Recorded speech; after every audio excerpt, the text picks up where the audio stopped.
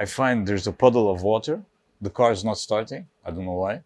And there was like all types of check engine lights or whatever. So I took it for the checkup and they told me you blew your engine.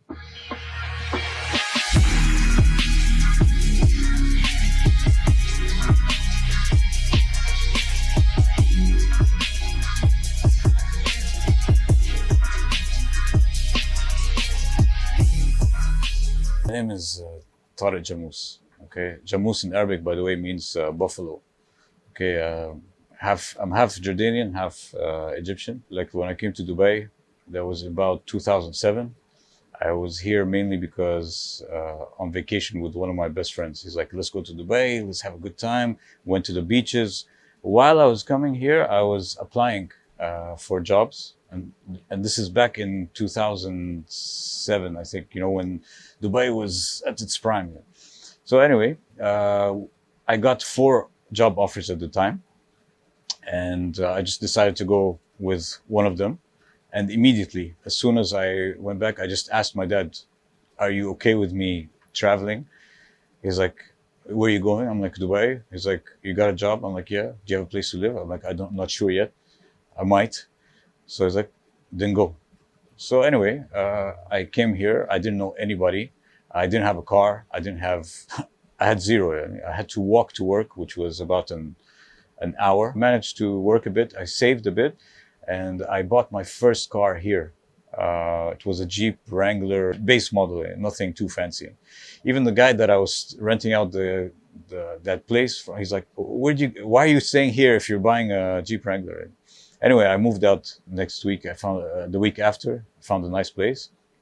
And that was my car. I went to the desert with it. I was going around. I loved it. And it had the top off. It was a hard top, but you could also remove it. So I had a lot of fun with doing that. 2009, the credit crunch hit. I was stuck with that car. I didn't have a job. I was fired from my job and I had to get rid of it. Very, very simply, I sold the car for peanuts. I lost a lot. I had to pay. And then I got an job offer in Cairo in digital marketing and all that. So I moved there for a year. October, I think it was 2009. I was back in Dubai 2010. The thing was, I drove a rental, a Yaris, a Toyota Yaris for like 3-4 years. And I'm like, I'm not buying a car after I got hit with the credit crunch, and I had to pay for that Jeep, and I was really financially in a bad position for a long time. I'm like, I'm not buying a car. I drove that Toyota Yaris. That car gets no respect on the road, just so you know. No respect, all right? You're cut off. People stop in front of you. It's a horrible car to drive in, although it's very economical and stuff. I immediately after that moved to buying a Dodge Charger. It was the RT. 2015, it was very clean. It even had that black, beautiful color. With it, I tinted everything black. I did the wheels were black. It was just the car that I liked. It was the first V8 I ever owned, and I loved it, to be honest. I started to feel like I needed a little bit more. It's my first V8, but I was like, I need a little bit more. So what I decided to do is I'll put the Mopar cold air intake, no tune. Just from the factory. And I decided to change the exhaust, which was the Mopar one. I thought it would be a little bit loud. It wasn't. It was shit. And the guy warned me. He's like, look, it's just better performance and all that. The best timing I got on the car, 0 to 100, was 5.5, which is not bad for, I think it's 320 horsepower car, 350. So it's decent. I blew that engine. That car, I had to go renew my visa. I was very late for my medical. So I was flying down, not Sheikh Zayed, Mohammed bin Rashid road. And I think I was going like 200, 210 on that road. And that road has all cameras. It's not the road you want to speed on. So anyway, the water pump blew. I didn't know. The temperature went up. It was overheating. I didn't even know. I just parked the car, went to the medical, finished, drove it back home and parked. Okay. Next day, I find there's a puddle of water. The car is not starting. I don't know why. And there was like all types of check engine lights or whatever. So I took it for the checkup. and they told me you blew your engine. I was like, okay, what can you guys fix it? And they're like, yeah, we can fix it temporarily. So immediately after they fixed it, everything was under warranty. Thank God. Okay, everything was under warranty.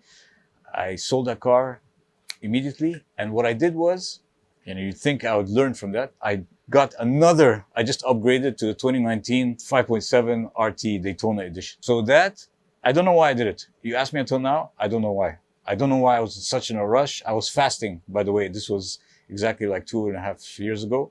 I was fasting at the time, so I wasn't really thinking straight here. Anyway, I bought that car. While I was in the car, it has the new active exhaust. It has the Mopar cold air intake. It sounds a lot better. The kit is much nicer. You feel that you're a little bit faster.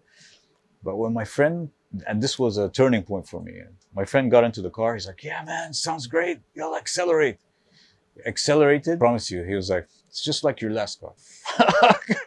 It really hurt me, So anyway, I took those words with me, and I was like, it's okay. It's still a car. It's a good daily car. It's a V8. Sounds good, but I felt that stuff. It's still here. So anyway, one day I was at Ford showroom. I went and I saw the GT 350. I think they had at that time, the orange one. It was a beautiful color. And right next to it was a Mustang GT, the coupe. Red, Ferrari red, beautiful color. And I went to the sales guy. I'm like, I want to get one of those. Brand new, zero. And it's not the smartest thing to do it. That's a financial mistake for you right there, okay? Brand new. He's like, yeah, that's gonna be, I can't remember. I think it was like 220 or something like that. It's the premium edition. You get the nice 12 cluster, all those silly options you need, toggle buttons. So I'm like, okay, I'll take it. Why don't you take this car? And he drove me all the way up to the parking lot, and there was a 2018 10-speed convertible GT just parked in the lot. It looked really nice. Okay, I never owned a convertible. I never planned on owning a convertible, just for many reasons here. So he came out. He's like, "What do you think of this car? Is it nice? Do you like it? Why don't you take it for a drive?" I took it for a drive. I'm like, "Okay." He's like, "You can pay a little bit less, but you'll get full insurance. You'll get full service." He's just trying to get it off the lot. But honestly, when I drove it, I really liked it. So I was like, "Okay, let's go for it." Okay, and I'll see if I get a loan, I'll go for it. If I don't, I got the loan. Shit. So he's like, okay, do you have to pay the down payment and all that stuff? Anyway, I took the car off the lot. I was so happy. It was my first convertible. I never had a convertible before. And I just drove off, went home, and I was like, this 10 speed, it's much faster than the 5.7. I'm just gonna kill it.